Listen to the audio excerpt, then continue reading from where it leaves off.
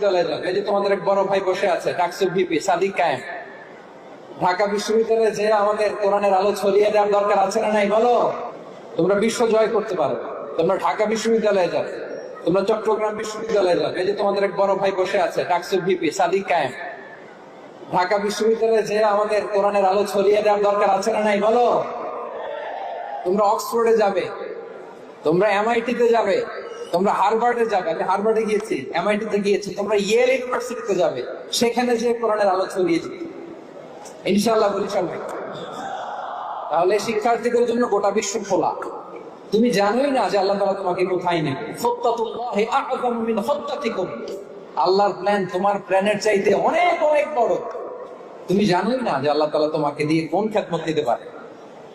So আমরা যেন তাদাব্বুরে কোরআন করি, কোরআনে যে আল্লাহ জেমস গুলো দিয়েছেন এগুলোর সাথে নিজেদের অ্যাটাচমেন্ট যেন আমরা বাড়াই, একটু একটু করে যেন করি।